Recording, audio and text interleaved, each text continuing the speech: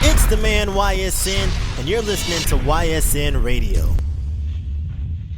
Yes, sir. Yes, sir. Yes, sir. I know what time it is, man. I'm rocking with the man YSN, and you're tuning into the episode of YSN Radio, the coolest podcast in the South, man. Got a very special guest on the line with me right now, hailing from Macon, Georgia, holding it down for ATL. He's got this new record coming out called Trapper of the Year. It's going crazy right now. Got the one and only Goldmouf in the building. How you doing, bro?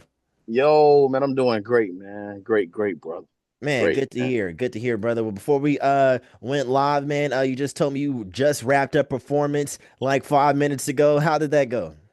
Oh, it went great. So I had to go do a spot up here in Atlanta called a bus stop. It's like a mic'd up performance thing. A lot of major artists going on. It's a nice platform. So I just left there just like literally 2 minutes ago, and I had to go ahead and call you so we can go and handle the business, man. I got you. I got you, man. On the grind, man. On the grind. Speaking of the grind, bro, this record Trapper of the Year, man. I just got done listening to it. You got a fucking banger on your hands, man. Talk about this record. How did it come together? So I got OG Bigger Rankin on there. Bigger Rankin did a lot of Lucci records, a lot of Yeah. all kind of artist records. But whenever you hear that brother speaking on Lucci records, giving the game, that's Bigger Rankin. So my partner Trey Lawson, who did the hook, he's a big songwriter. He write a lot of songs for a lot of major artists. So he called me up. He like, man, I got some sauce for you, bro. I got a hit for you. I'm like, what you talking about? So I went to the studio. He let me listen to it. We went ahead and recorded right then on the spot. And when I let Bigger Rankin hear a little later on, he was like, man, I want to put my voice on it. I can just hear my voice on this song. So Bigger went ahead and put his part on it. So there you have it, man. It's a classic record. So Trap of the Year, that's what it is. I got you, man. I got you. I definitely did y'all's thing on that one, man. Let's go ahead and take it all the way back to the beginning, man. Like I said in the intro, you're from Macon, Georgia, man, and like you holding down in Atlanta right now, man. Talk about your beginnings in Macon. How'd you end up? What was it like growing up there, and how'd you end up getting into music? I mean, when I was young, I always wanted to be a part of the music industry, you know what I'm saying? Um, and I looked at people like, being a kid, I looked at people like Lil Bow Wow, people like Romeo.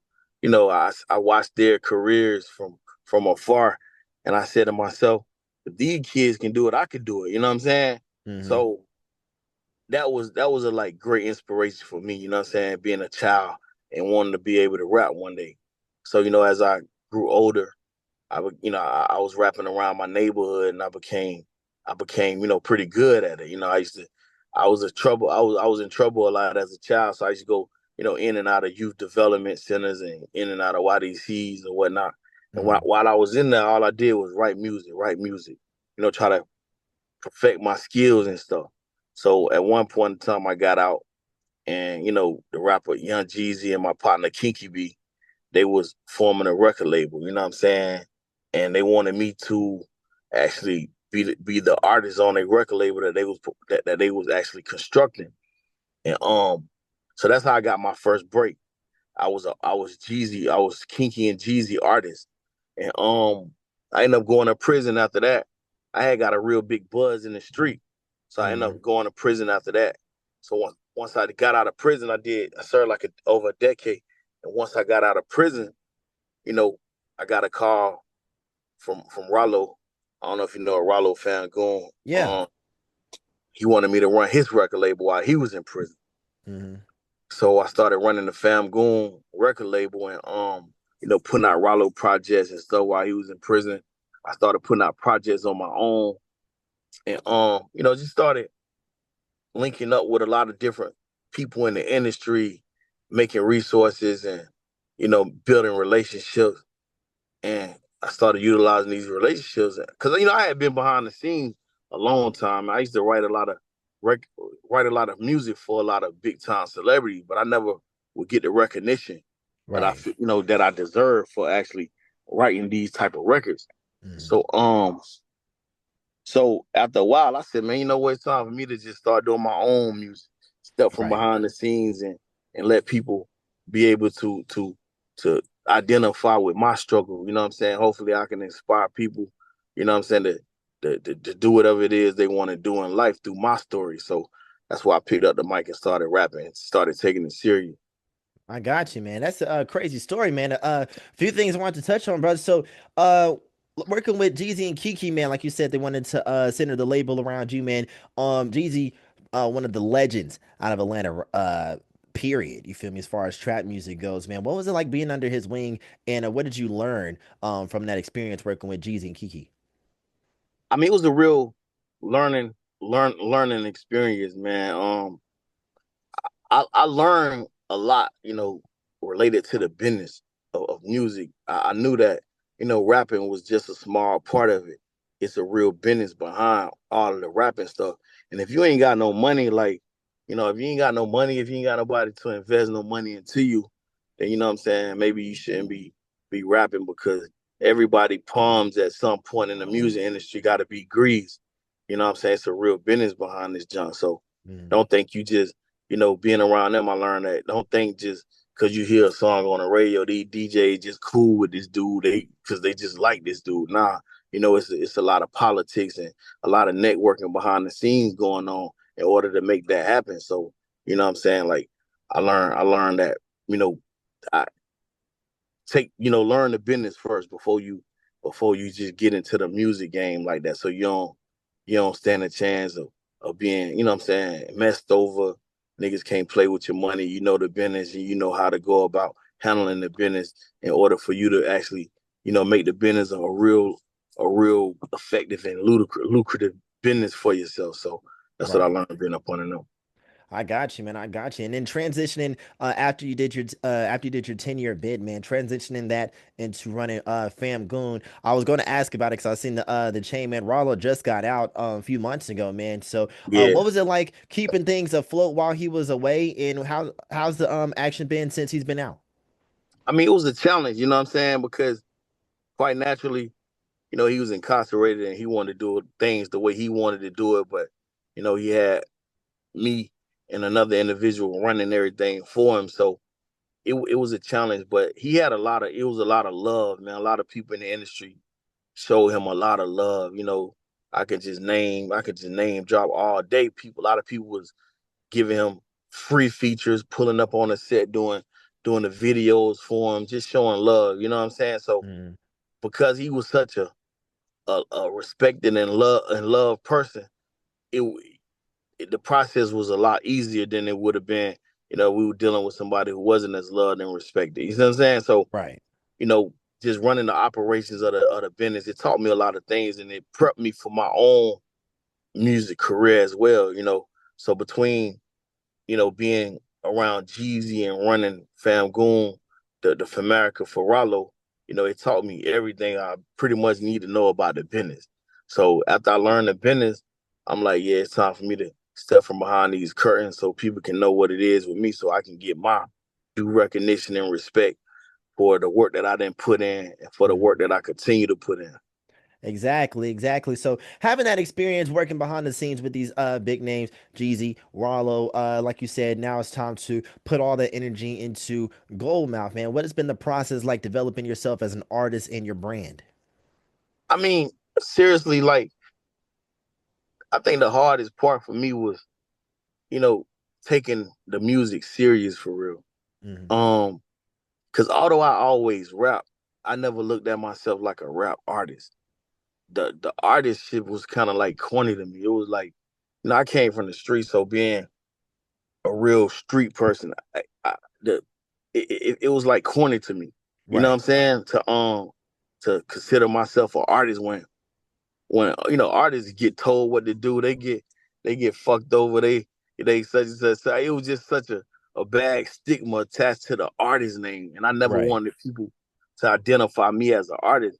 I wanted people to identify me as a as a executive, as a boss. You know what I'm saying? As a Mm, something other than an artist. You know what I'm saying? So I had to come to terms with, yeah, I am an artist, and in mm. fact, I'm a good artist. I'm a great artist, and inshallah, one of these days, I'm gonna be amongst the greats who did the music thing. So that was one of the greatest transitions for me. The mental transitions from make mentally transitioning from a respected street figure to a music artist. You know what I'm saying? Yeah, no, I totally get that, man, because you hear a lot of times rappers like, "Oh, I'm not like any of these rap niggas. I'm really blah blah blah," Yeah, and like, why do you think that is, man? Like, I know you say you feel me. A lot of times rappers are getting fucked in their deals and X, Y, and Z, man. But a lot of street niggas want to be rappers, so it's like, where does that? It's kind of a bit of an oxymoron. You feel me? Everyone wants to be a rapper, but no one wants to be a rapper at the same time. Like, why is that? yeah. It's conflicting, man. Because you know, rappers, most rappers using that term, they just rapped about, they just put rhymes together. You know what I'm saying? They wasn't really, they don't have the credibility Mm, to have actually lived a street life. And since the beginning of times, man, when you go back to the old mafia days, the old Al Capone and Scarface, all these old times, America always glorified gangsterism. You know what I'm saying? mm, They always glorified the street life. And so a rapper wasn't that type of person. A rapper was a person that hip hop, hippity hop. When you go back to the roots of rap, the roots of rap music, which derived from, of course, New York, they pioneered the rap movement. And so it was all about putting words together and having fun with it versus the street culture. They was more so serious and it wasn't about putting riddles and rhymes together. They were about their money. They was about standing on street principles and shit. So when you got when you got these rapper dudes, you know, you know, line in their music, capping in their music like they from the streets, it kind of turned the street dudes off. So the street niggas said, shit, these niggas rapping about our lifestyle anyway, so we might as well come in the game and do it ourselves since these niggas making all this money off how we really living for real. So I mm. think that's the whole thing. Like, you know, the street dudes that's in the rap game now, they like, man, hold up, man, I ain't just no motherfucking rap. I ain't now one of these rap niggas. I'm a street nigga. So that's why you got these sayings, because now a lot of the people who was actually in the streets and doing all the street stuff, and they came in the game with street pride, they wanted to be known, nigga. Yeah, I'm rapping, nigga, but nigga, I ain't no rapper, nigga. I'm a street nigga first and foremost. Right. You see what I'm saying? And Yeah. I think what they want to do, they want to just lay that line down so people know, nigga, I ain't just no nigga putting no colorful words together. So in other Mm. words, nigga, don't try me like I'm some kind of soft ass nigga, like I'm green, because I'm really, because that ain't what it is, nigga. I'm really from the street. I'm just Right. doing this shit. Facts, facts. I totally understand that, man, because a lot of niggas are wearing costumes out here. You feel me? In more ways than one. So, like, Yeah, that being said, do you feel like the pride of being a street nigga first and foremost? Do you feel like having that pride kind of like can mess some things up as far as like the rap business goes? yeah, because really, music is in the rap industry, man. It's based on entertainment, man. Mm, So if you ain't willing to have no colorful personality, if you ain't willing to entertain the people, then you ain't gonna do good in the rap industry nowadays. You know what I'm saying? Because when you look at people like Lil Boosie, you look at people like like you know what I'm saying, other dudes who really Ralo, people who really live the street life, people who really was in the trenches for real. When you look at these guys, you'll see that, although they are real street figures, they had to switch up the game and create a personality, because just that hardcore street shit, no, it don't work no more. You know what I'm right, saying? Like, people got to know that you're a human being. People got to know that you do got a personality. People want to have somebody to follow. People want to, have somebody to laugh. They want to be able to laugh. So that's why people like Plies and Lil Boosie, these people, although they've been in the game for 20, 25 years, they ain't going nowhere. They still relevant, because although they street niggas, they utilizing their platform in a way that captivates and keep the fans engaged with them and their personalities. You see what I'm saying? No, facts. You're absolutely right about that, man. I feel like being able to take that image and, like you said, be entertaining with, because at the end of the day, it's all entertainment. You feel me? Whether you're Yeah, rapping, singing, acting, you feel me? It's all entertainment. And the music with social media being as prevalent as it is, you feel me? Some like it sucks to say, but music ain't enough nowadays. it ain't. Nah, you got to have a story.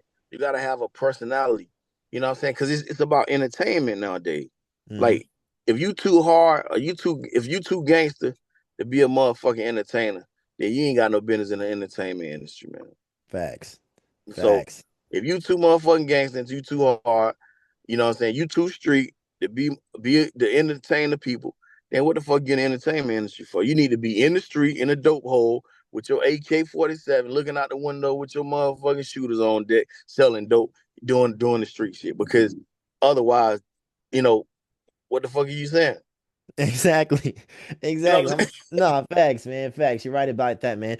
We've been seeing a lot in the last few years, man. A lot of street rappers, their backgrounds have been catching up to them, you feel me, in more ways than one. And a lot of big debates have been happening, man. And it's like, especially with rap, like you were saying, the authenticity portion of it, you know, it's kind of conflicting because everyone wants if we're listening, we're talking street rappers, everyone wants a form of authenticity. But when it gets too real, that's when people are like, all right, let's draw it back a little bit, man. Like as someone who's been on both sides, man, you've been inside and you know, Ralo, of course, you know, did his bit as well. Like when like at what point does a rapper have to like pick a side? Are you gonna be in the streets or are you gonna be all in? Because we've seen time and time again niggas who are trying to play both sides and it's a biting them in the ass.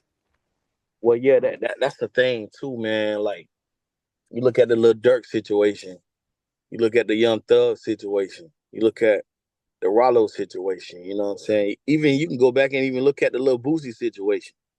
All those brothers was in the streets at one point. You know what I'm saying? And and when they got arrested or when charges was brought on them, they was pretty much still they was in the industry, but they was still doing the street shit. And that's why Boosie got locked up. He was Hmm. on death row. That's why Rollo went to jail, got caught on a private jet with all the weed and millions of dollars. That's why Young Thug them was they got booked for YSL gang affiliation and RICO Act and so on and so forth. That's because although they was in the industry, even if it wasn't them, they still had dudes around them putting in work on the street in some type of way. You see what I'm saying? Right. Right. So when the police come, they ain't just gonna get the dude that's putting in the work. They finna get all y'all because all y'all hang together and y'all all y'all represent the same thing. So it's a RICO. So that go back to what you said. You know what I'm saying? At some point you have to pick what you're gonna do. You got to pick this industry life, or you got to pick the street life. Well, you know, a lot of those guys, although they say that they street niggas, because you can never take the street out of a nigga. Right. But nowadays, they've picked the industry, man, because nobody want to be the streets really dead. These dudes ain't got no real code of conduct no more. Snitching. Like you look at somebody like the dude Lil Woody, for instance. You know what I'm saying? He allegedly told on Young Thug from the beginning. They Hmm. they they, they done made him a star. Yeah. So how the fuck back in the day, if he is a snitch, how the fuck you make a snitch a star? Hmm.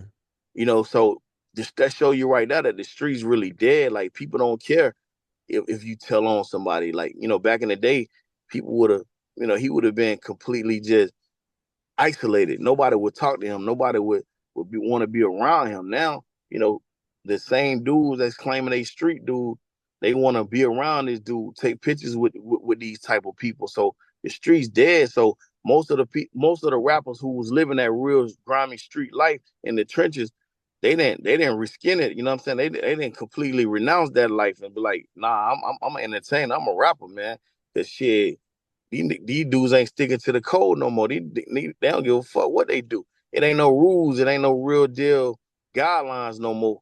You know what I'm saying? They in the streets. They do what they want to do. And so in order for you to survive and be able to be here to see your daughter have a daughter, you know, you gotta leave that life alone, man. Not saying you gotta completely just do away with everything and everybody that deal with the streets, but at some point you gotta make that decision whether or not you're gonna be in the entertainment industry or you're gonna be in the street industry.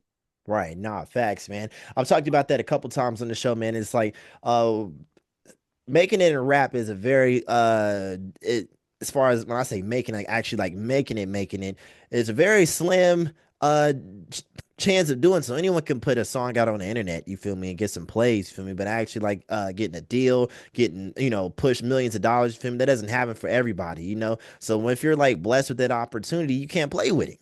You know what Nah, I you mean? can't play with it. You can't That's play just with like, it. yeah, think about Lil Durk. He had, his daddy got out of prison after serving all that time. He's a Muslim. We Muslims down here, so Hmm. it's like seeing Durk, take his shahada and become a Muslim. As soon as he try to get everything right, boom, the feds come snatch him up. Hmm. It's like, damn, your past coming to hunt you in your present. Right. And it's fucked up, but it goes to show you that either you gotta rap or do the street shit. You know what I'm saying? Right. It's one or the other. You can't do both at the same time because at some point that street light gonna catch up with you. Facts, man. When it catches up, sometimes it don't let go. Yeah, at all, man. So moving forward, man, Trap of the Year is going crazy right now, man. We are at the end of 2024, man. What has been some of the biggest lessons and takeaways that you've gotten throughout this year so far? Actually, this year it's been really humbling for me, man. Like, just look at Big Moochie Grape. They go Dolph artists right now. Oh shit. Oh shit, I fuck with Moochie. Yeah, That's but crazy. what's crazy is that, man, you know, life been really humbling for me, man. Like, just learning myself and you know, learning what I want to do. You know what I'm Hmm. saying? As far as like the investments I need to be making, as far as the industry concerned, and things of that nature. Right. Get Moochie. I didn't put Big Moochie. Moochie. What's up with you, man? YSN Radio, dog. What's happening? What's going on? I'm doing a radio interview over here. Oh yeah. Man, Oh, nice to good, meet you, boy. bro. I seen Moochie, bro. I seen Moochie on Dolph's No Rules tour. He was opening up for him at the shit, man. I think it was like the Masquerade or something. But nah, yeah, I fucks with Moochie. Yeah, I'm That's gonna definitely crazy. be the masquerade with Dolph for shit show. Yeah, he said he did the masquerade with Dolph. Yeah, shit show. Yeah, Shit show. man. Hard, bro. Hey, that's crazy that he just pulled up next to you, man. Get him my nigga right. I love you, bro. Boom, that's Yeah. what's up, man. But boom, man. Shoot, before we get out of here, brother, why don't you tell the people, man, Trap of the Year going crazy, man. 2025 is a couple weeks away. What can we expect out of Goldmouth Yeah, in the future? yeah, my album Trap Famous finna come out. So you know what I'm saying? Right now, we push the trap of the year. You know, I just want everybody to go stream that, you know what I'm saying? Download that shit. You know what I'm saying? Just fuck with me, man. You know what I'm saying? I'm trying to get out of these motherfucking out of the trenches. I feel you, man. I feel you, man. Well, boom. Why don't you let the people know where can they find you on social media? Where can they find your music at? Let them know. Find me on social media. All my social media handles from Instagram all the way through Facebook, Twitter, all that. At Gold Famgoon, GoldFamgoon. Y'all make sure y'all tap in with me, man. Yes, sir. Yes, sir. Make sure y'all tap in with Mr. Goldmouth, Trapper of the Year, going crazy right now, man. It's been another episode of YSN Radio, the coolest podcast in the South. Let's go. Let's get it.